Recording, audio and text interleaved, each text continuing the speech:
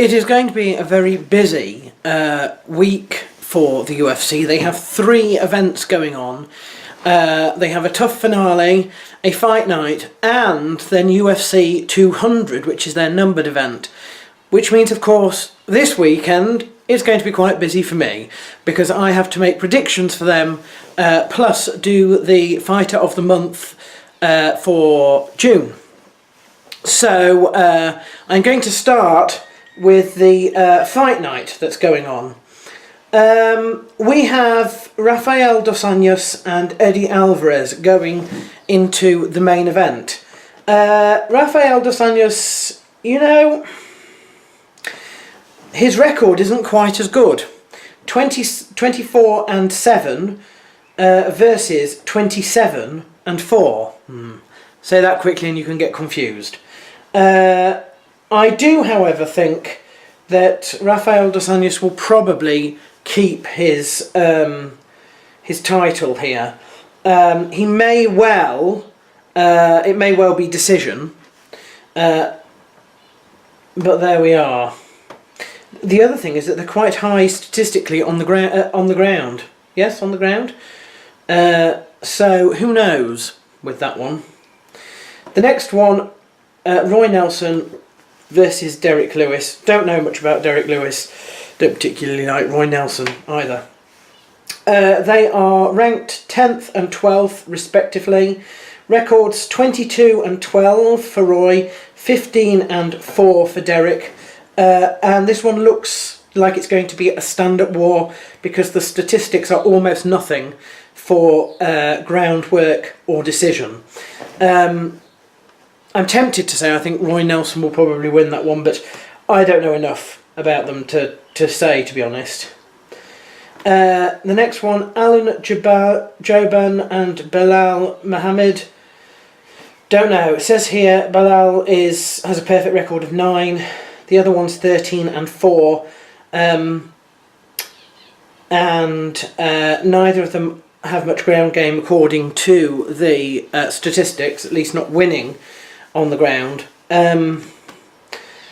Alan tends to favour stand-up, and Belal goes mainly to decision according to this. Don't know. Joe Duffy and Mitch Clark, 14-2 versus 11-3, and this is going to be a ground war. And who can say who will win that one?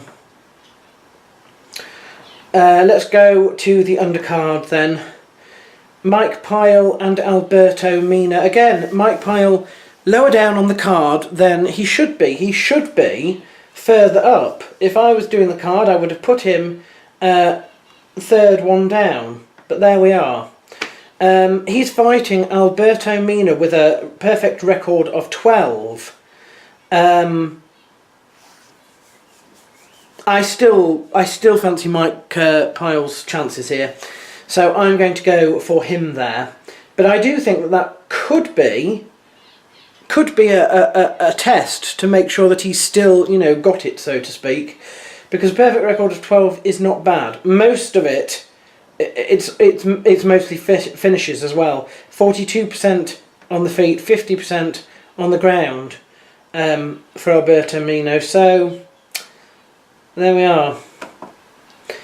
John McDessie and Mahdi Baghdad. I'm going to go for John McDessie on this. Record is better, 12-5 to 11-3. Expect this to be a stand-up fight, 69% versus 73%. However, John McDessie also has a reasonably high record of decision finishes. Either way, I think he will probably get that. Anthony Burchak and Delano Lopez, 12-3 versus 19-2. This one is probably going to be a war on the ground. I think I'd probably go for Anthony Burchak on that one, but Delano does have a much better record. So Russell Doan and Pedro Munoz, 14-5 versus 11-2. and these are reasonably well-rounded. It could well be that Russell goes for fighting on the feet and Pedro on the ground, but the statistics here are very, very similar. I don't think I know either of those well enough to make a prediction, really. Felipe Arantes and Jared Sanders, 17-1 versus 15-3. And again, very, very well spaced out in terms of methods by which they win, statistically speaking.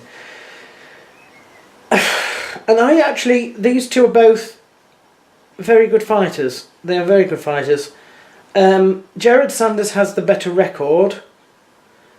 I think that one could be extremely close. But I err more towards Felipe Arantes, I think, with that. Gilbert Burns and Lucas Sajewski or something like that. 10-1 versus 13-1.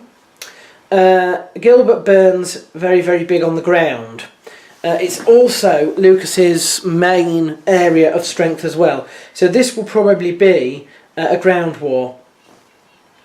Lucas with a better record, but I think Gilbert Burns will probably win this one, so I'm going to go for him there. Marco Beltran and Reginaldo Vieira, 7-4 versus 14-3. Now, I don't think this is a squash match. I think this is indicative maybe of an overhyped record in terms of the Brazilian here, particularly as he could be considered a bit of a decision king. His main area of strength is on the ground, which also happens to be Marco's area of strength as well. I don't know, though. I don't know. Perhaps I should go for underdog of the night and go for Reginaldo there on that one.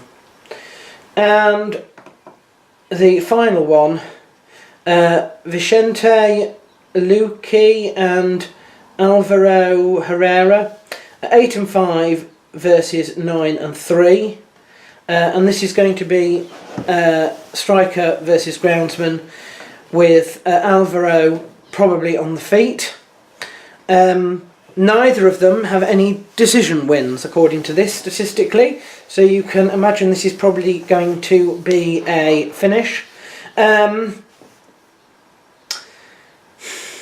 don't know who I think would win that one, to be honest. You see, the UFC is changing. It's got a lot more people in it that I don't know now, and I'm not quite as well connected as I used to be. And so, yeah, I'm actually only now making predictions properly for those people that I actually know, rather than the hundreds of the scores of fighters that I don't.